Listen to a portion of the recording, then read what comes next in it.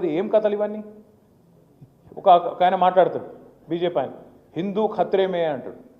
ఏది హిందువులట ప్రమాదంలో ఉన్నారట, హిందూ ఖత్రేమే హే అంటే నాకు ఒకటి అర్థం కాలేదు. 2014 దాకా హిందూ ఖత్రేమే నయ్యే, 2014 తర్వాత హిందూ ఖత్రేమే హే అంటే అదేం లెక్క?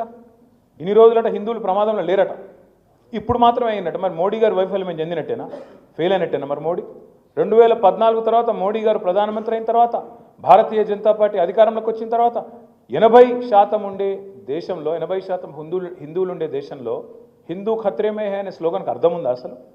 స్వాతంత్రం వచ్చినప్పటి నుంచి లేని పంచాయతీ ఇప్పుడు ఎందుకు పెడుతున్నారు కొత్తగా?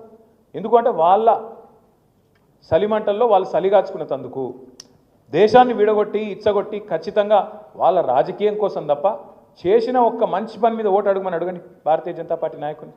ఏ ఒక్క భారతీయ జనతా పార్టీ నాయకుడైనా ఓట్లు అడిగేటప్పుడు నేను ఒక 5 పదాలు చెప్తా: హిందూ, ముస్లిం, పాకిస్తాన్, జై శ్రీరామ్, మోడీ.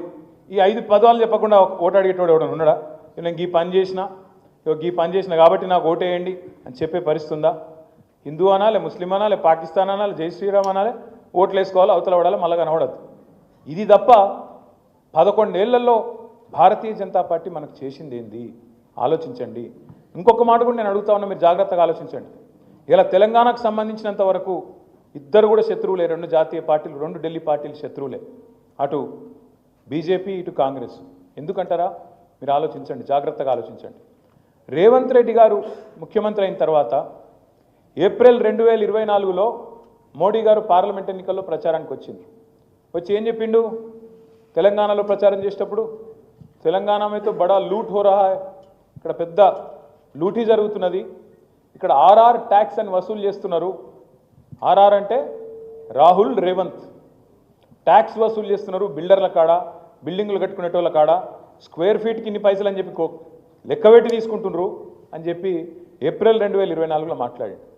మరి ఇప్పుడు వార్షికోత్సవం కూడా అయిపోయింది, యానివర్సరీ కూడా అయిపోయింది. ఏది ఇప్పుడు సంవత్సరమా మాట్లాడి ఏమన్నా చేసిండా? మరి దాని మీద దొంగతనం జరుగుతుందని ప్రధానమంత్రి